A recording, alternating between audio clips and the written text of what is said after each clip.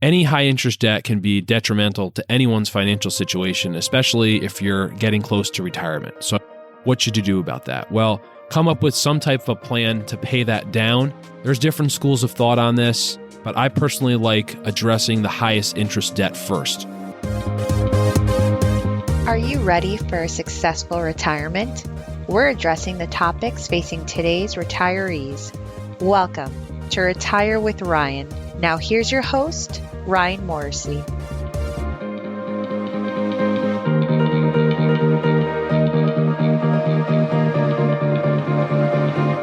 Happy New Year and welcome back. As we move into 2022, I wanted to help you get your year started off right. And I wanted to address 7 money moves that all pre-retirees should make in 2022. So I'm going to take you through those today. So number 1 is review your budget. As we begin the year, it's a good time to look back and see how you spent your money in 2021. You might be pleasantly surprised or you might be horrified. And I usually advise doing that by downloading your bank accounts transactions or credit card transactions. I do this myself at the end of every year. That way I have a record of this information. First of all, because a lot of banks and credit card companies, once you go past like 13, 14 months, usually you can't download those transactions. So it's a good idea to have these, number 1. And number 2, then you can look to see where your money was spent. I advise everyone to have a budget. I have one myself, but we all can get away from our budget at times. Maybe we spent money on certain areas that we didn't anticipate, or maybe spent more in other areas that we didn't plan for. So it's a good idea to go back and look to see where the money went. And then once you've done that, you can then identify any areas that you want to improve your spending in, or maybe you see things that you're paying for that you no longer need. Like I've mentioned this in other episodes, like a gym membership or a monthly subscription or some type of maybe a Netflix or some subscription that you're really just not using. So that's a good way to look to cut those things out and then set yourself up for your budget for 2022. Number 2 is tackle and pay down any high interest debt. Maybe this is debt that you accumulated through the holiday season. A lot of us do. We buy a lot of gifts for people. Or it could be debt that you've had for a while and you just haven't really addressed it. Well, any high interest debt can be detrimental to anyone's financial situation, especially if you're getting close to retirement. So what should you do about that? Well, come up with some type of a plan to pay that down. There's different schools of thought on this, but I personally like addressing the highest interest debt first. So figuring out, first of all, what is the debt that you have, adding it all up, figuring out the interest rates, and then starting to make extra payments towards the highest interest first. That way, you're trying to cut down on that high interest debt. And then as you work your way through paying down this debt, you can then tackle the debts that have lower interest rates. The second option is that if you do have a home, you could consider refinancing your mortgage. If you have equity in your home, it's a great time to do that because interest rates are at a very low point. And home values are the highest that they've been in many areas of the country in a very long time. So chances are that your house has gone up in the last couple of years, and if you have equity that you could borrow against, then consider doing that. You will pay some fees anytime you refinance a mortgage. You're going to pay some closing costs, and you have to balance that out to see whether or not the savings would be appropriate for you. If you owe $10,000 or $20,000, it's probably not recommended that you go through the process of refinancing your mortgage just to get that rolled into a new mortgage payment. But if you have $30,000, $40,000, $50,000 of high interest debt and you can't see yourself being able to pay that off in the next year or two, then maybe refinancing could make sense. Another option besides a refinance is also a home equity line of credit. You could do that as well. That isn't as good as a refinance because most home equity lines of credit, the interest rate is actually not fixed. It is variable, usually after the first year or so. So the interest rate on that could go higher. Most likely not nearly as high as your credit card interest rate is, but that is something that could be a secondary option. Money move number 3 is increase your retirement plan contributions. It's always a good time to look at what you're contributing towards your retirement plans at the beginning of the year. And if you find that you have extra money left over at the end of the month that you're maybe spending on things you don't want to spend them on, rather than doing that, you can put that into your 401k plan, increase the contribution. You've probably heard the saying, pay yourself first. Well, the best way to pay yourself first is usually through a retirement plan. The more automated you make that process, the less likely you are to spend that money because you don't have it in your possession. It doesn't go through to your bank account, and it's kind of out of sight, out of mind.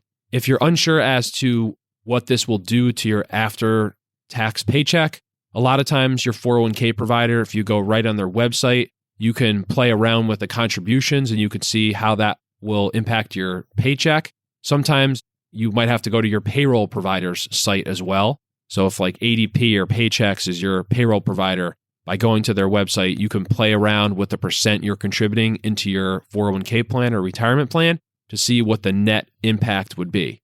I've looked at this for other clients, and I usually go to ADP's website. I'll put a link in the show notes to where you can go and use ADP's paycheck calculator so that you can estimate this yourself. You don't have to log in or create a username. You can just go right on there. So money move number 4 is review your asset allocation. So for new listeners or those who are not familiar, what is an asset allocation? Very simply, that's the money that you have in the more risky or growth investments, the stocks, real estate, commodities, assets, versus the more conservative or less risky cash or bonds. And everybody should know what your mix is. The more that you have in stocks, real estate, and commodities, the more growth potential you have, but also the more potential decline or fluctuation you have in your portfolio. The more you have in cash or bonds, the less fluctuation you have, but the less growth potential you also have. So everyone should have a target allocation, the amount that you want to have between these different asset classes. Because as most studies and professionals will tell you, the closer you get to retirement, the more conservative that you want to be, because now if there was a major stock market decline, right, or real estate or commodity decline, you don't have as much time to leave your money invested for that to recover. So first of all, get an asset allocation target by working with a financial planner or doing some research on your own, and then looking to see where you are. Chances are, if you haven't reviewed your asset allocation in a while, it's most likely more aggressive than it was as we began 2021. 2021 was a very good year for all asset classes. Stocks, real estate, commodities, they all had a very good year. So chances are your asset allocation might be taking on more risk than you originally wanted to. So it's a good time to review it. Maybe take some profits in if you have money invested in stock funds or real estate or commodities. Make sure you're rebalancing back to that target allocation. Or if you never had an asset allocation, it's a good idea to look at how you're invested. More and more people have their money invested in target date funds, which are funds that are designed for a specified retirement date. And it's a good idea if you're in one of those just to understand what your allocation is and review if you still want to be in that fund or maybe you want to switch to a different fund. Money move number 5 is create an emergency fund. And everyone should have access to some type of emergency fund. If you listened to 2 episodes ago, episode 76, should you have an emergency fund in retirement? I addressed this topic in a little greater detail, but the summary of this episode is that everyone should have an emergency fund. You could have money set aside in a bank account, savings account, money market account, or if you have money in Roth accounts, Roth IRA, Roth 401k, you could also use that as an emergency fund as long as you've had the account open for 5 years and you're 59 and a half. Unfortunately, even a high yield savings account right now is not really high yield. A high yield savings account might be earning you 0.5% of interest, which is not really going to make anyone want to run out and get one of these accounts. So you're not getting a whole lot of interest by opening one of these. The best way to open them is usually through an online bank. But for everyone else, if you don't want to go through the hassle, it's okay to keep your money in a checking or savings account. And depending on your situation, you should have anywhere from 3 to 6 months of money in one of these accounts or in an account such as a Roth account that's easily accessible to you. So make sure that you have that set up. And if you don't, start setting one up by putting a little bit of money of each paycheck into one and at least get one built up with a couple $1,000s so that at a minimum, if there's a out-of-pocket expense you weren't planning on, you have that accessible to you.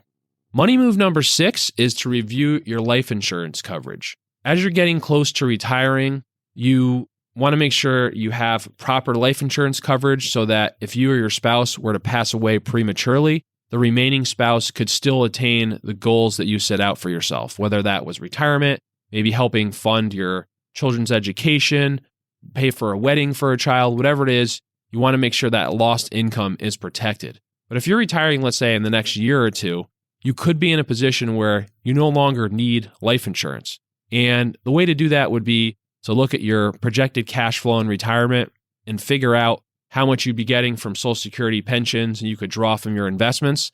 And if you or your spouse were to pass away and the remaining spouse would still be okay with the loss of your income, then you may no longer need life insurance. So if you don't need that life insurance, you might want to consider canceling that, whether that be a term policy or a permanent policy, and doing something else with that money.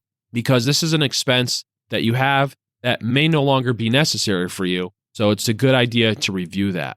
So a good, more detailed review of this would be to go to listen to episode 7, which is titled, Should You Keep Your Life Insurance in Retirement? This would be a good way to dive a little deeper into this.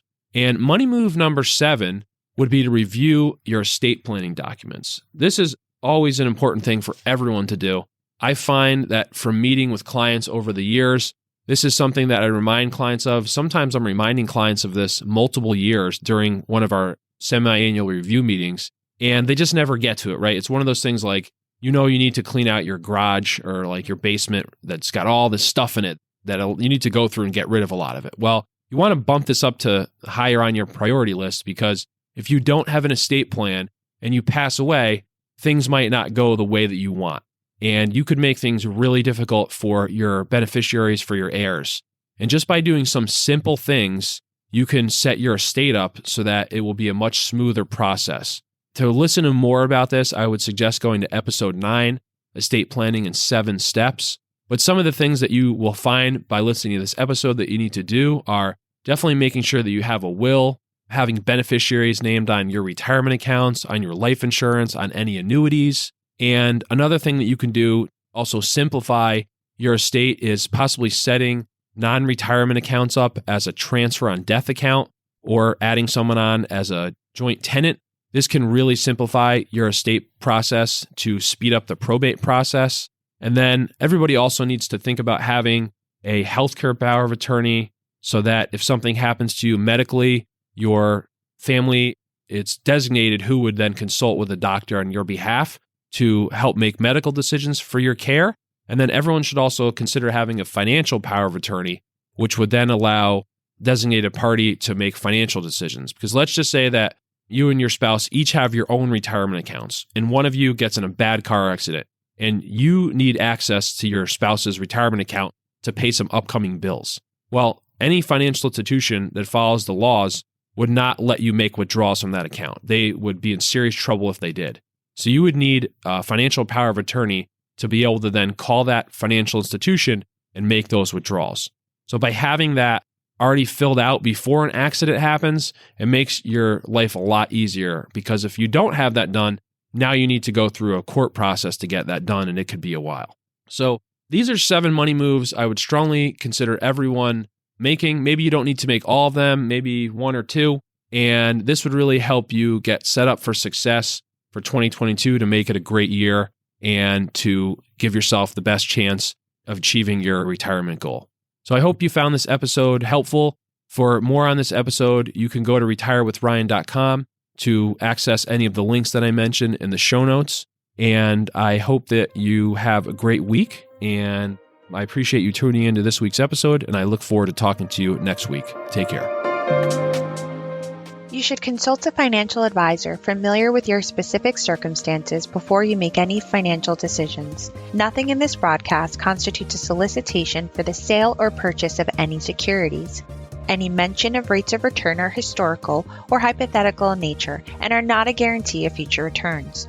Ryan Morrissey, CFP, is an investment advisor representative of Morrissey Wealth Management, LLC, a registered investment advisor.